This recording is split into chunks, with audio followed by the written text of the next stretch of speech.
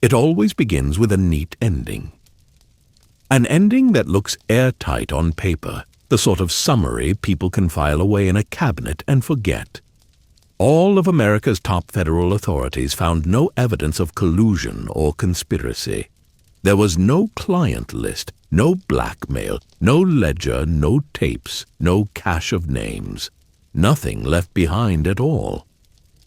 The banker with the phantom fortune, the man who claimed billionaire clients that might not have existed, who ferried girls to and from a private island in the Caribbean, while greeting politicians, businessmen, intellectuals, and celebrities like honored guests. He supposedly acted alone, a coincidence wrapped in another coincidence, a shadow that created itself and disappeared by itself. The Jeffrey Epstein story, according to that tidy ending, faded into the past as the world kept turning. "Are you still talking about Jeffrey Epstein?" That was the line, used like a sigh, like a cue to move on. But the line only worked if no one ever opened the boxes stacked in the dark. Because if anyone did, they would find already there were mountains of accounts, records, testimonies, and strange coincidences that did not behave like coincidences at all. Epstein wasn't merely a damaged man who hurt people. As the years unspooled, he looked more like a junction point, a hub, where power met appetite, and appetite met organization, and organization learned to speak softly and walk past the law. He was a psychopath, yes, but also a center of gravity in a ring that procured victims for the world's most powerful to abuse together.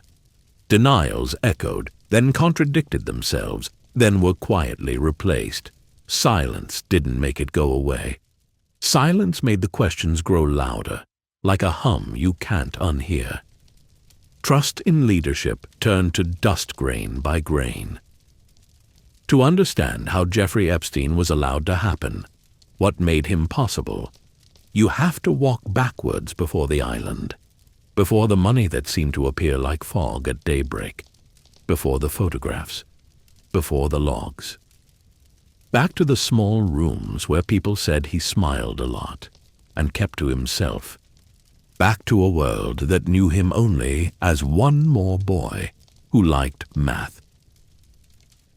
His public story starts with a small, odd flicker. July 1980. 27 years old. He appears as a cosmopolitan Bachelor of the Month, a black and white photo, and a short blurb that already sounds like a mask. A financial strategist who talks only to people who make over $1 million a year, inviting a cute Texas girl to write him at a corporate address on Water Street. A flimsy square of text that doesn't match the weight of what comes after. For nearly 20 years, he's barely in the press. No trail like other bankers, no neat arc of deals and filings. He exists in brief mentions, a name that arrives and vanishes. It doesn't make sense because the usual explanations don't fit. There's no ladder you can point to and say he climbed here, then here, then here. Jeffrey Edward Epstein was born in Brooklyn in 1953. Working-class parents. His mother, Pauline, worked as a teacher's assistant. His father worked for the Parks Department, a gardener, steady, practical.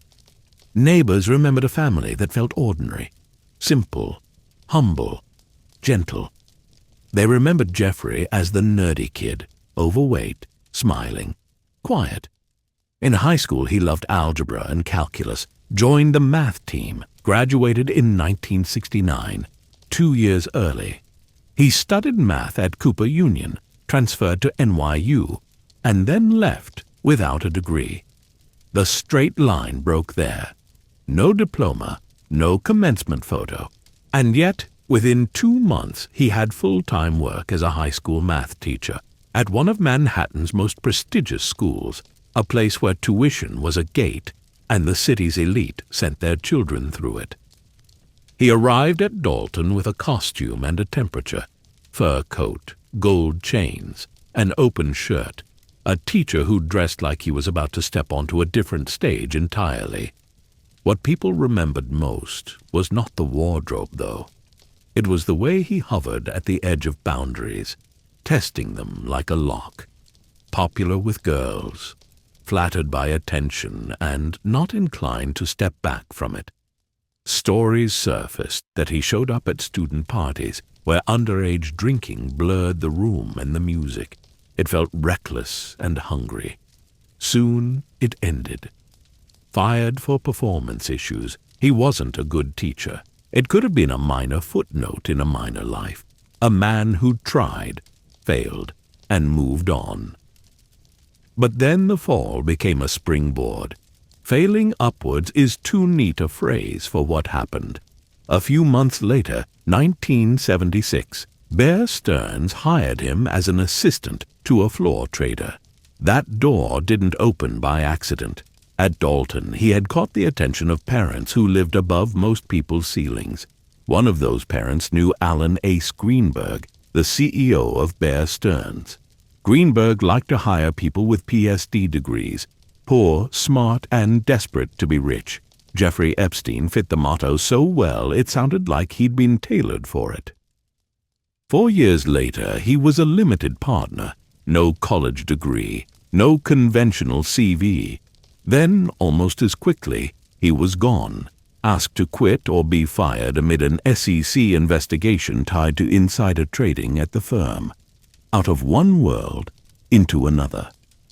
Through the 1980s, he drifted and attached himself to companies that, if you didn't know better, would sound invented. He consulted, he advised. He appeared in rooms where money changed shape, then left before the floor collapsed. The strangest enterprise was Towers Financial Corporation, a debt collection company that bought medical debts. Epstein came in as a consultant, paid the modern equivalent of tens of thousands per month. His first assignment, used the company as a raiding vessel for corporate takeovers. The 1980s loved this kind of game. Buy a stake, force out leadership, cut, sell, profit. Towers tried to take Pan Am. It tried to take Emory Air Freight. Neither worked. The problem wasn't only failure. The problem was fuel. They were burning money they didn't have, raised from investors on the promise of big returns, and they were spending it on jets, cars, houses. In 1993, the scheme imploded. One of the biggest Ponzi operations in American history went to pieces. Stephen Hoffenberg, Epstein's partner at Towers, later blamed Epstein. But by the time authorities arrived, Epstein was already 3 years gone, unharmed by the blast. Hoffenberg went to prison for nearly 20 years. Epstein did not. Why? Some said Hoffenberg's testimony was inconsistent. Some said trades weren't in Epstein's name. Some said prosecutors were lazy. What many did agree on was that during the scam's peak, Epstein followed Hoffenberg around the world, met investors, moved like a partner whose fingerprints somehow never showed up on glass. After the crash, he emerged anew, reinvented, gliding toward his next life with the old one peeling off behind him like a decal. The pattern hardened, fired, yet promoted by fate, accused, yet untouched. Each exit left him not reduced, but enlarged, as if the world were paying him for the audacity to break it. The puzzle had too many edge pieces and not enough center. There were rumors that weren't only rumors. Friends, journalists, business partners recalled how Epstein hinted he worked with intelligence, never saying which service.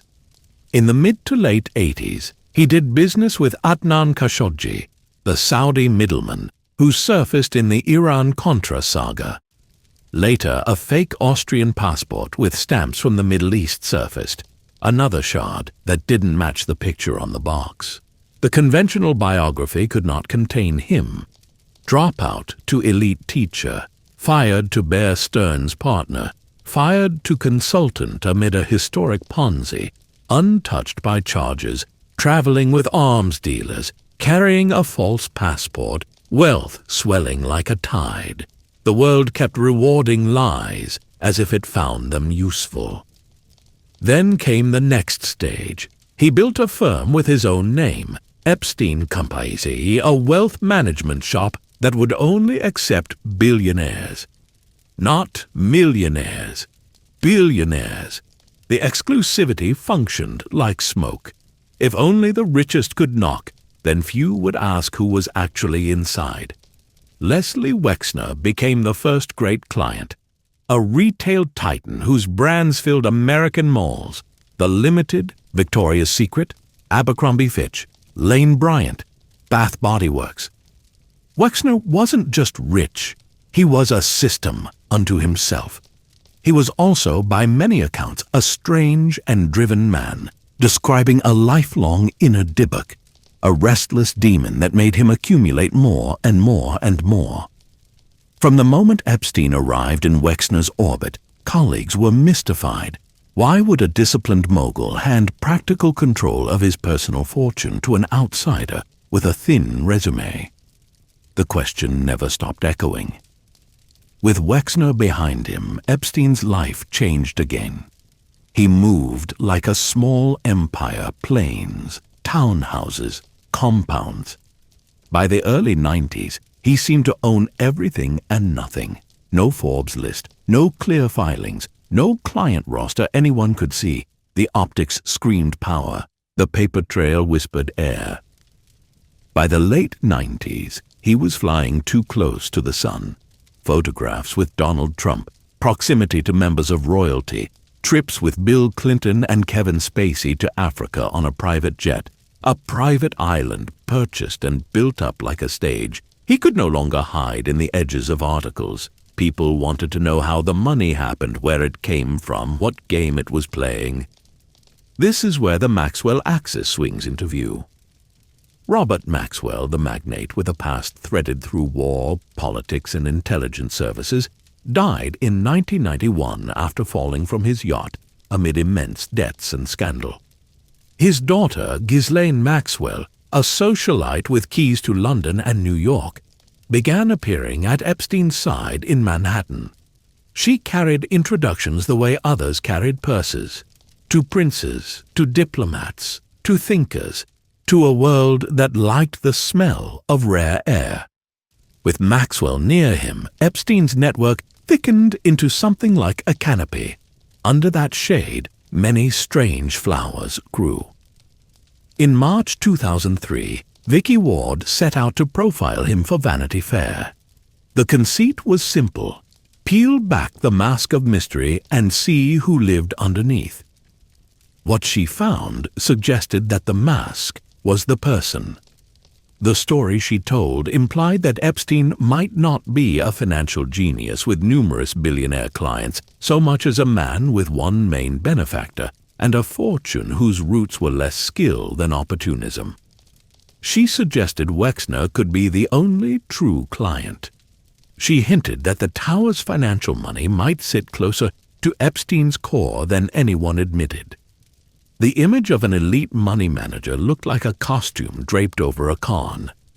Worse, Ward later said, was what never made it into print. Two sisters approached her, accusing Epstein of assault in the mid-90s. One was underage at the time. Authorities were notified. Nothing happened. Ward wrote that Epstein personally showed up at the magazine, pressing to keep such claims out. Then came intimidation. A bullet and a severed cat's head left at the editor's home in the same week. The accusations vanished from the final piece. Ward said she hired security for her premature newborns after that. The story that ran was a portrait of a shadowy, quirky man with money and models and track pants. It wasn't the truth people needed, not yet. Epstein used that gap the way a burglar uses darkness. He manufactured reputation where scrutiny should have been. Through the mid-2000s, he built a persona as a patron of science. donations to MIT, donations to Harvard, dinners with Stephen Hawking, Martin Nowak, Steven Pinker, summits on the island, talk about genetics, AI, physics, evolution. Some of the brightest minds came through his doors because labs run on money, and money moves levers, and levers open doors. Some attendees found him charming. Others found him shallow, forever changing the topic, asking pseudo-deep questions. What is up? What is down? And then cutting the conversation with crude non-sequiturs. It looked like social engineering masquerading as philanthropy. Reputation was the only thing he couldn't buy outright, so he rented it room by room, name by name. Another detail never stayed truly hidden. He liked young women. Friends joked about it. Journalists quoted it. The age range became a punchline whispered in penthouses. It should have been a flare, but in a certain tier of society, flares look like candles. The jokes frothed on the surface while currents below deepened into something people didn't want to see. The mask slipped in Florida. In 1990, he bought a Palm Beach mansion, more a trophy than a home. 15 years later, 2005, an anonymous woman told police her 14-year-old stepdaughter had been paid to strip and massage Epstein. The story was sordid, exact. A 25-year-old blonde woman led the girl into a mansion, into a room with a massage table, where a man named Jeff demanded she undress and assaulted her. The girl identified Epstein from a photo lineup. Palm Beach police went undercover for 13 months. They spoke to more than a dozen victims. They found hidden cameras and walls with photographs of girls, including ones the detectives had interviewed. They found report cards in the trash, the ordinary paper trail of schoolchildren scattered in a millionaire's home, a network of girls recruiting younger girls. Nude massages, a system, not an accident. In July 2006, the police arrested him for procuring a minor for prostitution.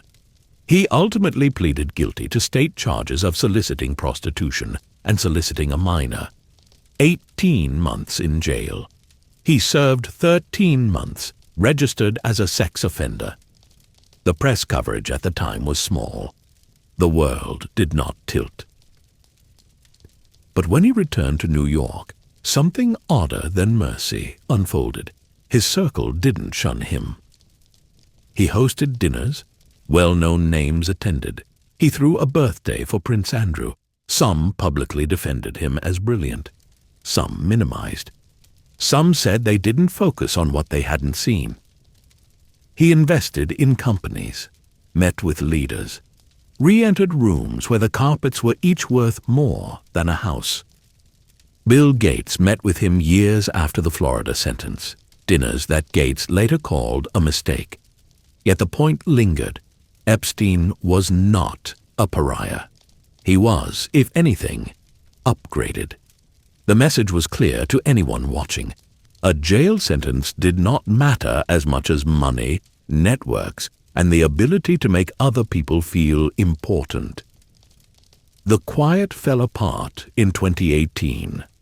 The Miami Herald published Perversion of Justice, Julie Brown's investigation that stitched together what had been hiding in plain sight. The piece documented more than 80 potential victims, girls as young as 13 and as old as 18. It dissected how the legal system had not failed by accident, but had bent in ways that looked purposeful. It showed that Epstein's time in jail was a parody of punishment. He spent most days out on work release, despite policies forbidding such privileges for sex offenders.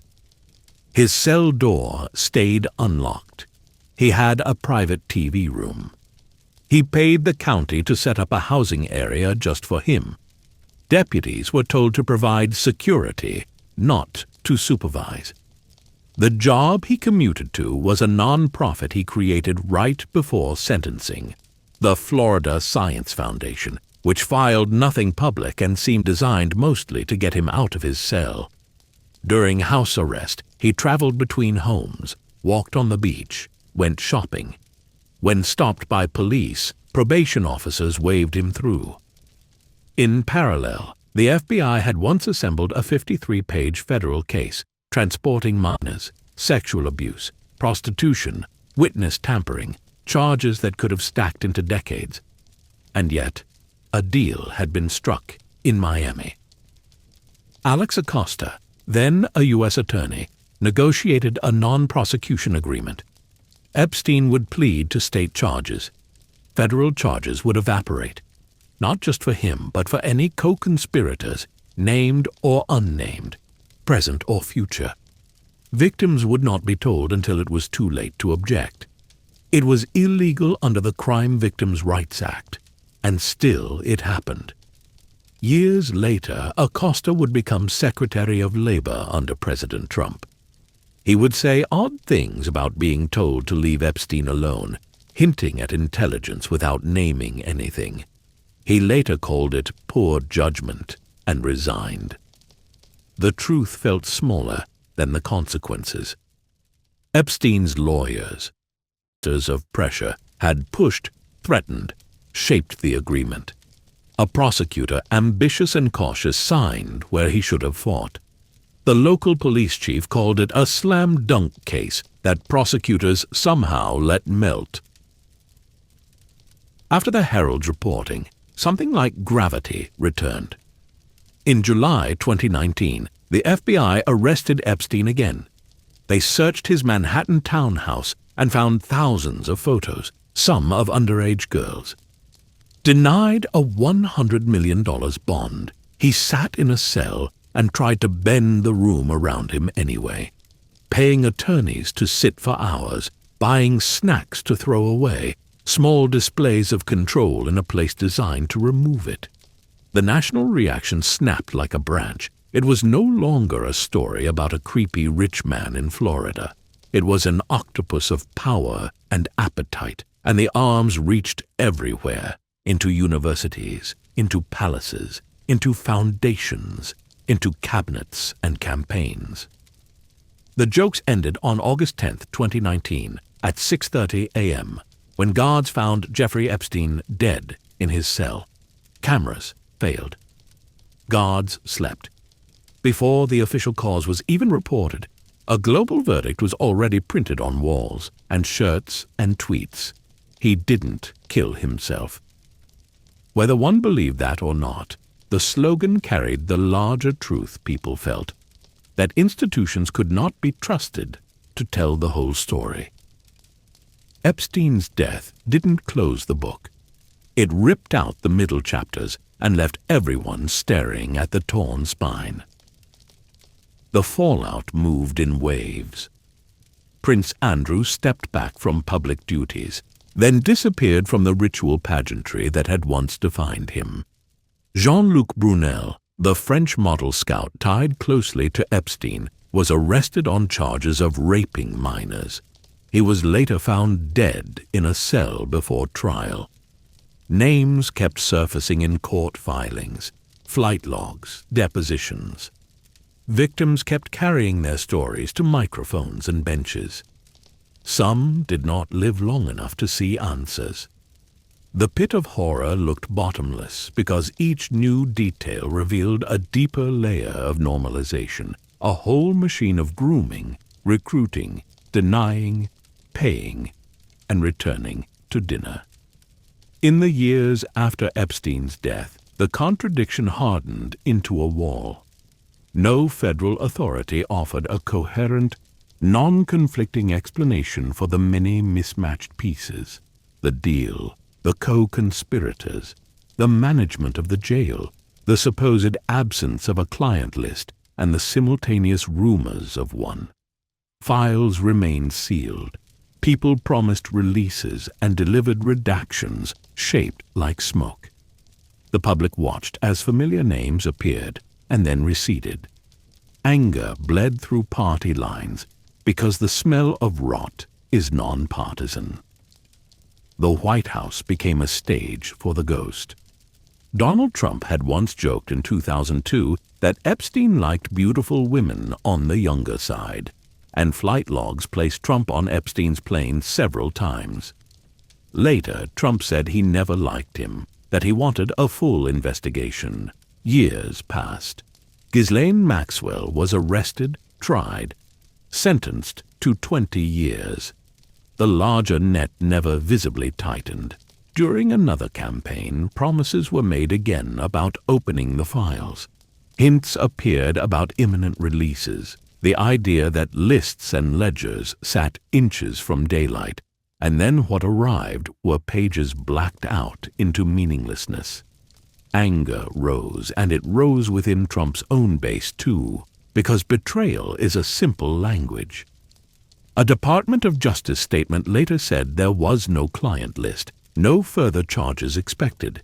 It was 2 pages long and felt like a locked door. Influencers who had defended Trump turned and asked what was being hidden. Polls suggested most Americans believed a cover-up existed. The mistrust became its own weather system. Trump blasted the story as a hoax, blamed enemies, insulted supporters who wanted to talk about Epstein. Then new headlines appeared. The Wall Street Journal reported on a book of birthday messages for Epstein's 50th, famous names included. More reports said Trump had been told his name appeared in materials. A congressional committee voted to subpoena records related to Epstein. Republicans joined the vote. The story that once seemed to belong to conspiracists now sat in hearing rooms and official votes.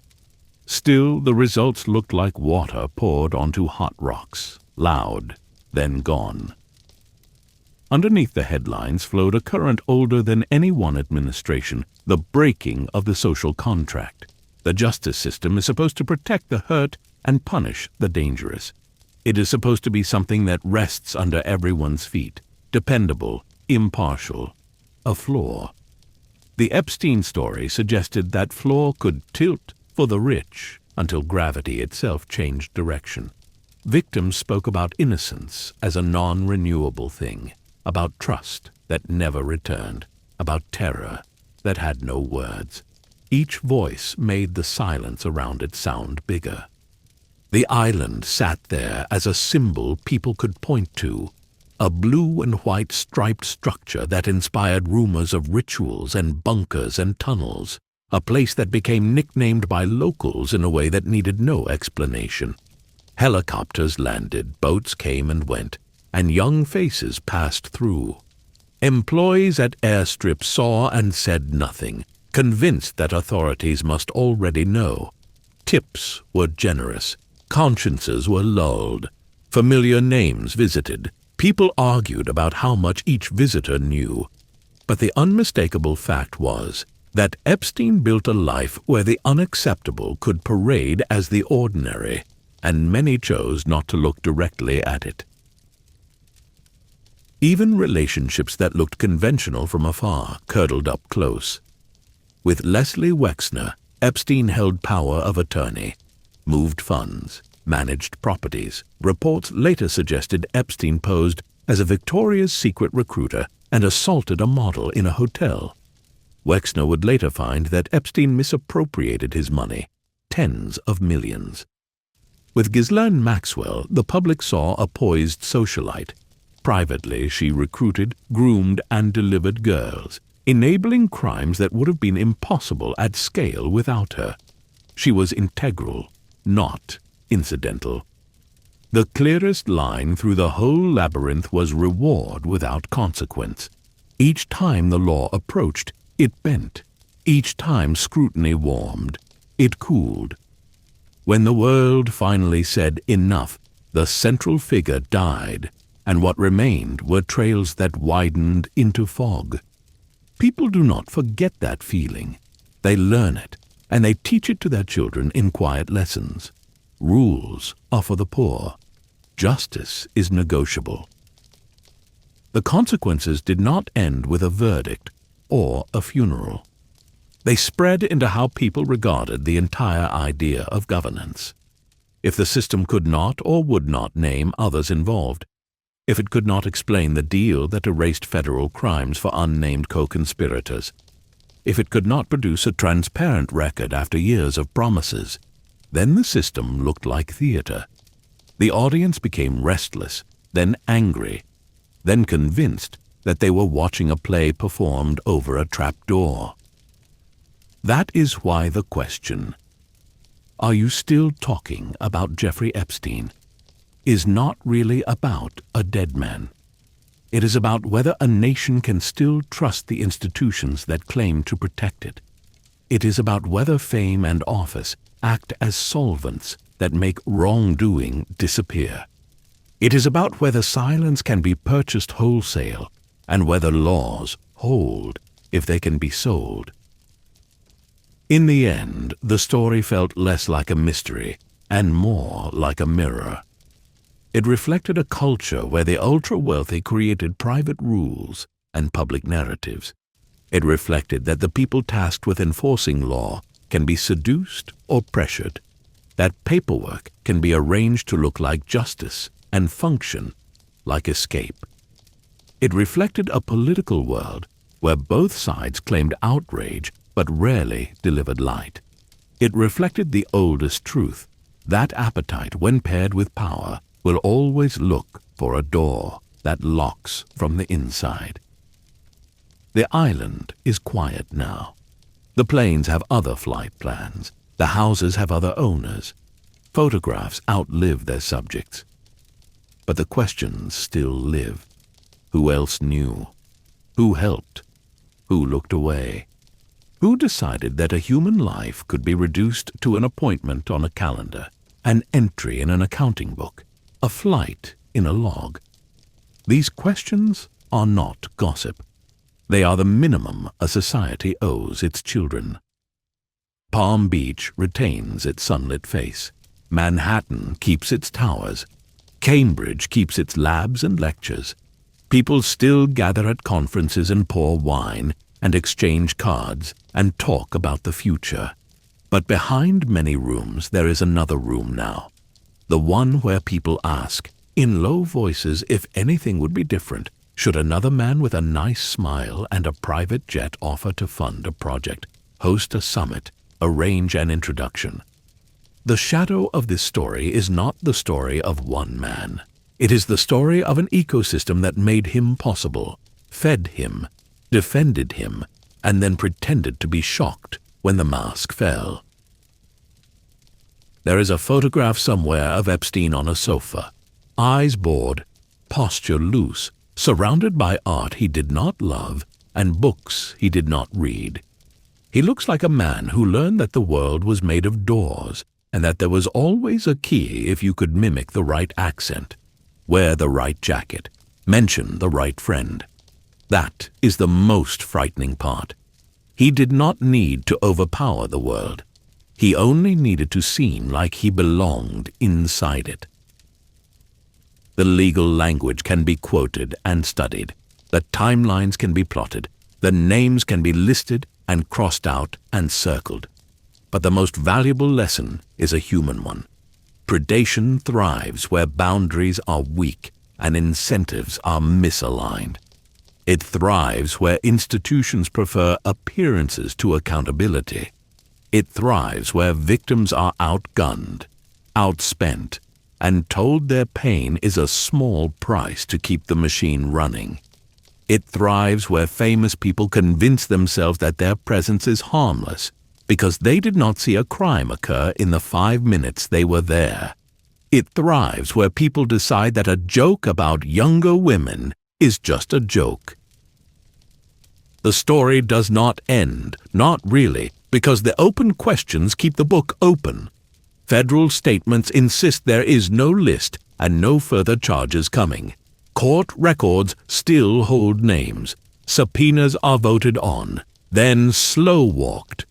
Political leaders take turns promising sunlight and then lowering blinds. Ordinary people learn to read redactions like tea leaves. In that gap between the public's hunger for truth and the government's capacity or willingness to provide it, trust erodes. When trust erodes far enough, the ground gives way.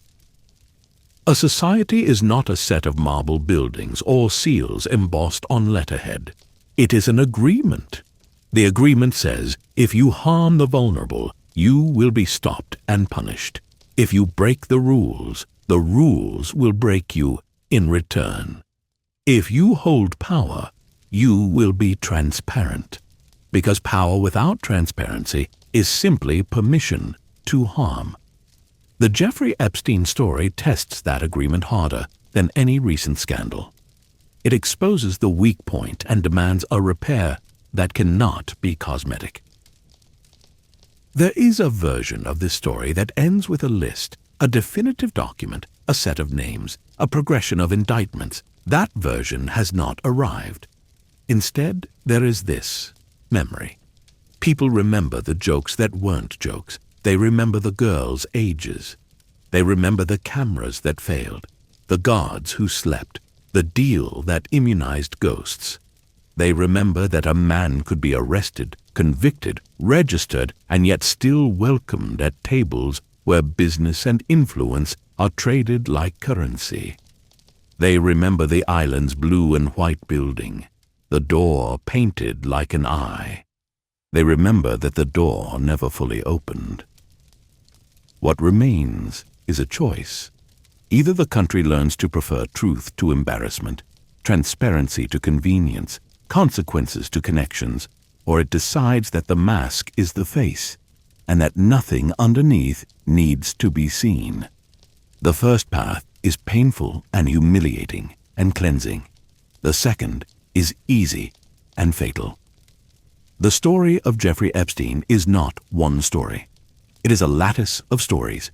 Girls who became women, carrying a weight no one should carry. Officers who tried and were overruled. Prosecutors who bargained away the future. Friends who protected themselves with jokes. Institutions that accepted money they should have refused. Leaders who promised and didn't deliver. A public that refuses to stop asking. It is messy and ugly and sprawling. It cannot be disinfected by a press conference or a 2-page memo. It can only be faced. And so the answer to the tired question, are you still talking about Jeffrey Epstein, is simple. Yes, because the story is unfinished. Because silence is not closure. Because the shape of what he built could be rebuilt by someone else if the blueprints are never burned. Because there are people who look at what happened and see not a warning, but a how-to. Because the victims deserved more than redactions and shrugs, and the same old names at the same old tables, smiling for the same old photographers. The island has waves that erase footprints. The city has towers that swallow echoes.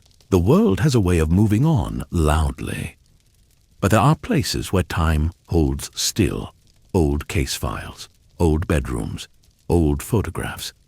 In those places the story keeps breathing. It asks for light. It asks for names. It asks for a system that works as advertised.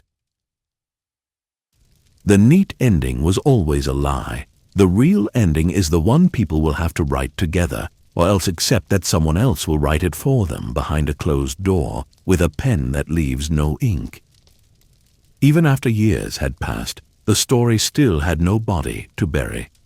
It was as if Epstein's death removed the man, but left the machinery intact.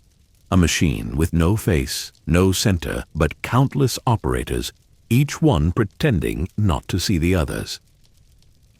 The records the public was shown were a maze, pages blacked out until they resembled confessions written in ink that refused to confess.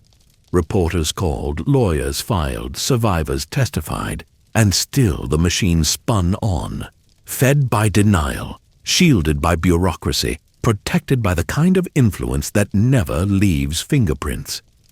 Every revelation birthed a dozen more questions, and the silence that followed was heavier than any answer could have been. It wasn't just about Epstein anymore. He was the symptom. The disease was the ecosystem that created him, an invisible web stretching through finance, politics, academia, and celebrity culture, all orbiting around the same addiction, power without consequence. The illusion of accountability. After Epstein's death, press conferences were held, task forces were announced, and politicians lined up to call for justice. But each declaration sounded like a ritual performed for cameras, not for truth. Promises to unseal documents turned into explanations about national security concerns. Names of potential witnesses were unavailable. Servers filled with data were lost in migration. It all began to feel like performance art, justice as theater, with every actor pretending to forget their lines at the same time. And while the stage lights flared, the real movement happened offstage. Corporations quietly restructured foundations once linked to Epstein's money. Universities issued polite, forgettable statements about returning donations, though most of the funds had long been spent. A few photos disappeared from archives, digital footprints erased, flights logs scrubbed of timestamps. When truth is inconvenient, history simply edits itself, the architects of distance. Among Epstein's old acquaintances, a new language of distance emerged. We barely knew each other. It was professional. He donated to the lab, not to me. They built walls made of semantics. One scientist described how Epstein had been a curious philanthropist, as if curiosity could explain the private jet trips, the unending parade of young women, the whispered rumors at every gathering. Another claimed he had no idea about Epstein's past, despite that past being printed in every newspaper a decade earlier. It wasn't amnesia. It was self-preservation dressed as forgetfulness. A society that runs on reputation will always protect its mirrors. The men and women who had once basked in Epstein's generosity now turned their faces away, pretending their reflections belonged to someone else. The victims left behind. For the women whose lives had been torn apart, the years after Epstein's death were not relief. They were repetition. Every interview, every hearing, every delayed court date was a reminder that even in death, he still controlled the rhythm of their days. Some of them spoke in voices steady and practiced, like people who had rehearsed grief until it became fluent. Others shook. Some didn't speak at all. Their stories had been picked apart by lawyers and journalists so many times that even the truth began to sound rehearsed, doubted, rewritten. One survivor said in court, "They always told me I was lucky, lucky to meet him, lucky to be chosen, lucky that rich men noticed me. But the luck never ended, not even when it ruined me.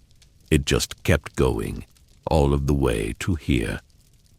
Another said it wasn't just him, it was everyone who saw and didn't stop it, everyone who needed the party to keep going. And that's the part that stings, the scale of the complicity. Epstein's crimes were individual acts multiplied by an audience. Every powerful friend who looked the other way became a quiet collaborator. The cult of the untouchable. Jeffrey Epstein didn't invent the idea of the untouchable elite. He simply perfected it for a new century. He understood that power wasn't about wealth alone. It was about perception. If enough people believed he was untouchable, then he was. That's why he gave so much money to institutions that define legitimacy. Harvard, MIT, scientific conferences. Not because he cared about science, but because their names could act as armor. Each donation was a layer of credibility, each photograph with a respected figure another shield against scrutiny. He didn't just buy things, he bought reflections, each one showing him as smarter, more respected, more invincible. The world mistook those reflections for proof, the web of secrecy. When investigators revisited the case after his death, they discovered the extent of his obsession with control. Hidden cameras were everywhere, in clocks, in walls, behind mirrors.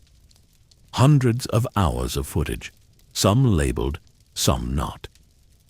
It wasn't just surveillance, it was leverage, insurance. He collected secrets like a banker collects collateral.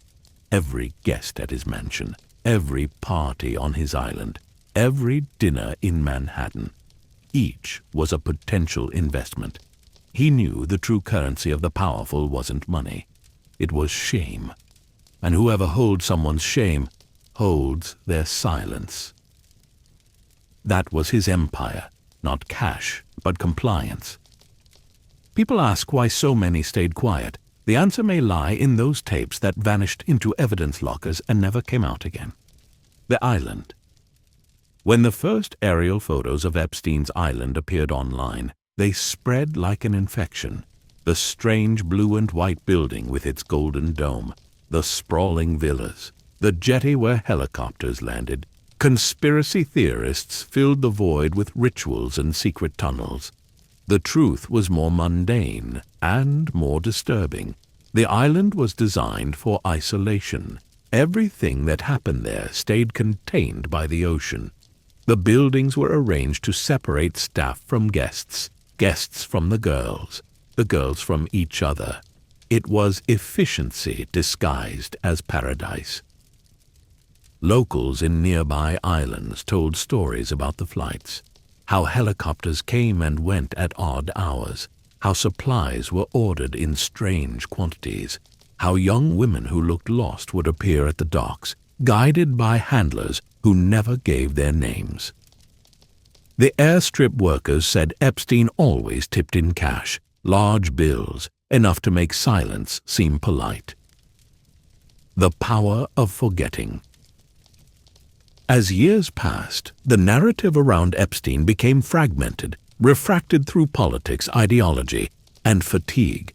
Some people argued that the obsession with his story was conspiratorial, that the public had turned tragedy into myth. Others said it wasn't obsession. It was self-defense, a refusal to let the system bury its mistakes. The truth lies somewhere in between.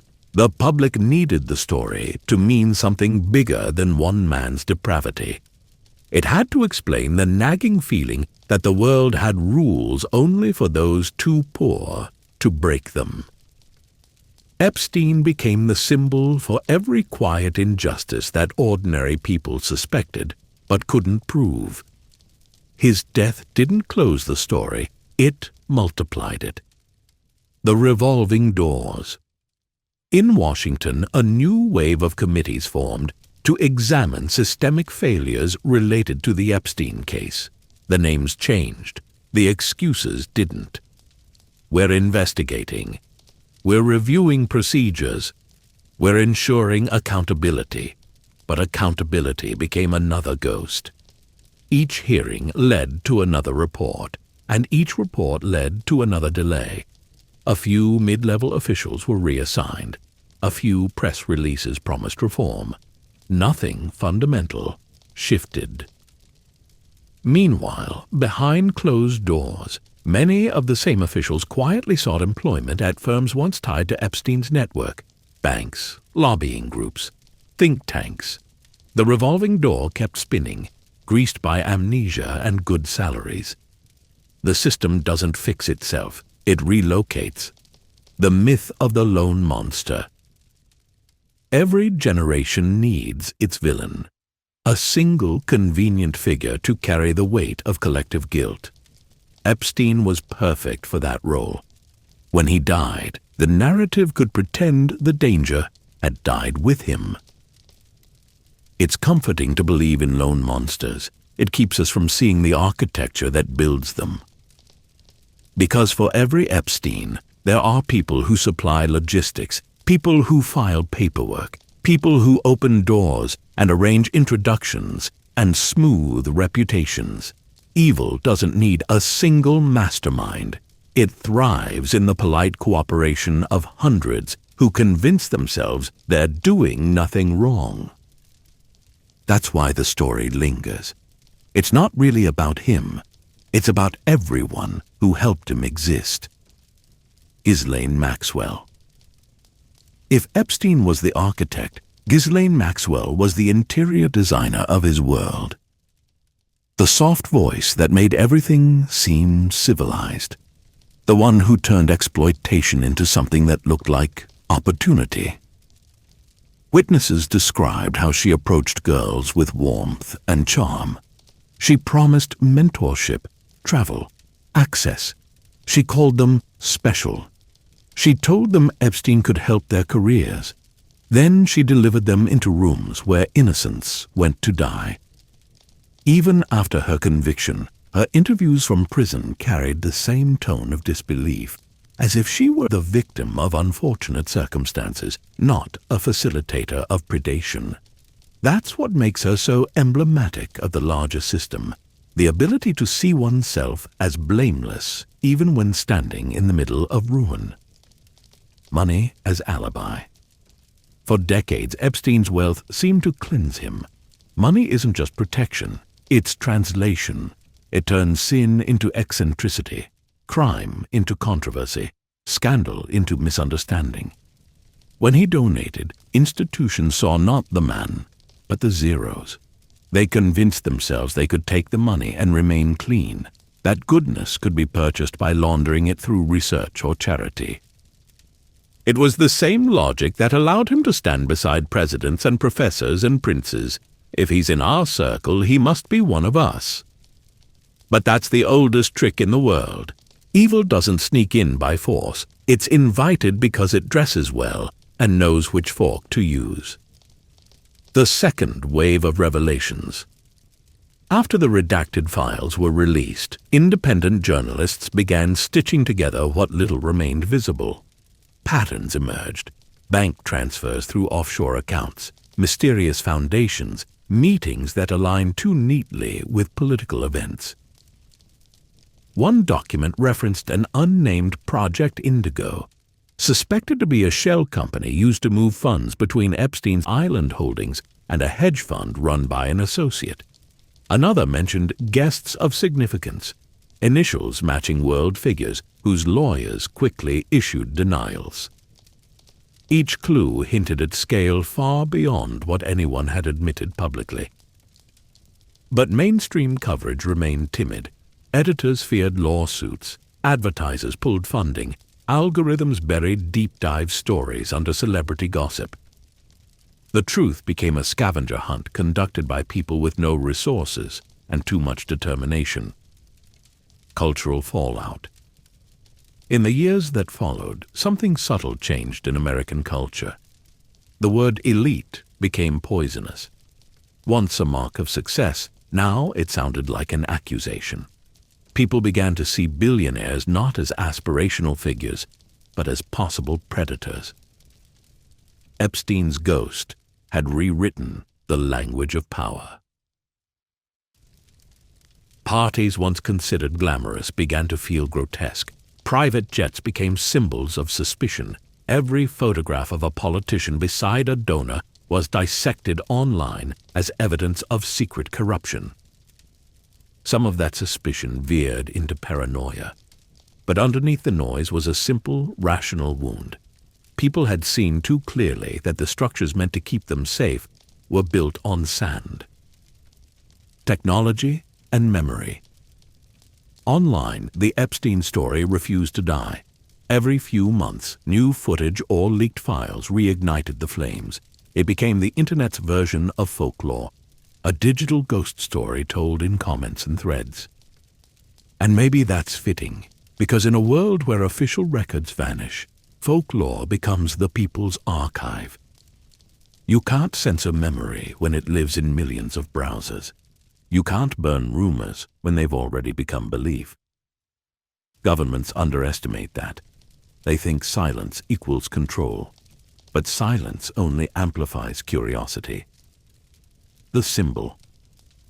Eventually, Epstein stopped being a man at all. He became a symbol, a shorthand for every betrayal of public trust. When people said Epstein didn't kill himself, They weren't just talking about the circumstances of his death. They were talking about every lie they'd ever been told by those in charge. The phrase became graffiti, a meme, a movement. It wasn't humor. It was protest disguised as sarcasm. It meant, we know you're lying, and we know you think we'll forget. That's why it spread so quickly, because deep down everyone recognized the shape of the lie. Lessons unlearned. 5 years after his death, the same mechanisms that protected Epstein continue to protect others. Investigations stall. Whistleblowers disappear into legal purgatory. Corporations issue statements about reform, while funding the same systems that allowed the abuse. The lesson remains unlearned because the cost of learning it is too high. It would require dismantling the very hierarchy that sustains those in power. And so the cycle repeats. New faces, same pattern. A scandal breaks, outrage rises, inquiries are promised. The news cycle moves on, and the structure remains untouched. Until the next Epstein appears, and he will, because the soil is fertile. The weight of knowledge. For the public, knowing becomes its own kind of burden. You can't unknow how fragile the system is once you've seen the blueprint. You can't walk through airports or glance at the news without wondering who else lives by different rules. That's the legacy he left behind, not a network, but a fracture. A permanent split between those who still believe in justice and those who see it as a costume worn for cameras. The fracture runs through families, friendships, politics, everything. Because once you accept that the powerful play by invisible laws, cynicism becomes a kind of survival. The forgotten ones. While the world debates theories and politics, the victims' names fade from headlines. Some rebuild quietly, others disappear into addiction, depression, obscurity. Their pain isn't trending anymore. One journalist wrote, Epstein stole more than youth. He stole belief. Every girl who trusted him learned that safety is conditional, that justice expires. That's the cruelty of stories like this. They never really end for the people who lived them. A mirror held up. The Epstein case isn't an anomaly. It's a mirror. It shows how civilization wears a thin layer of civility over primal hunger. How institutions built to represent virtue can be infiltrated by greed. How easily empathy collapses when reputation is at stake. The faces may change, but the design stays the same. A powerful man, a system eager to please him, a trail of lives left broken in his wake, and then a narrative crafted to make it all look like an accident. The closing circle. In 2025, another set of files surfaced, emails between Epstein's lawyers and unnamed officials discussing containment strategies. They revealed meetings scheduled in private clubs, coded language about asset preservation. The names weren't new. They were the same figures who had promised transparency years earlier. When questioned, each denied wrongdoing. The emails were taken out of context. The meetings were routine. The phrase containment strategy was misinterpreted. The old dance again: deny, deflect, delay. But something different happened this time. The public didn't buy it. Protests erupted not for political sides, but for truth itself. Signs read simply, "We remember." The government's approval ratings plummeted. News anchors looked exhausted, repeating official lines no one believed. Maybe that's what real change looks like at first. Not reform, but exhaustion. The slow collapse of credibility. The ghost in the system. Epstein's ghost isn't supernatural. It's bureaucratic. It lives in red tape, sealed files, missing evidence, and procedural loopholes. It haunts every courtroom where wealth buys silence, every boardroom where reputations are traded like stocks. It whispers that justice is negotiable, that truth has a price tag. And until that whisper is silenced by action, by real public accountability, it will keep echoing through the walls of every institution that once protected him. The final question. So, are we still talking about Jeffrey Epstein? Yes, and maybe we always will, because his story isn't frozen in 2019. It's ongoing, replaying itself in different forms across the world. In every scandal where money buries truth, in every courtroom where a survivor's voice is outnumbered by lawyers in tailored suits. He may be gone, but the system that raised him is alive and well. That's why people keep digging, keep posting, keep whispering his name. Not because they admire him, but because they refuse to let the lie win. Epilogue. Somewhere in a locked evidence room, a hard drive hums softly, untouched for years. Dust settles on the labels. Files marked pending review sit beside boxes marked classified. Outside, the world has moved on. New presidents, new wars, new scandals, but that hard drive is still there, still humming, still waiting. Maybe one day, someone brave or reckless enough will open it. Maybe the world will finally read the names that power tried to erase, or maybe it will stay sealed forever, a relic of everything society refused to confront. Either way, the story remains. Not on paper, not in files, but in the collective memory of everyone who looked at the world after Epstein and realized it was smaller, darker, and far more corrupt than they ever imagined. That's the true ending, because some endings aren't closures, they're mirrors, and this one is still reflecting all of us.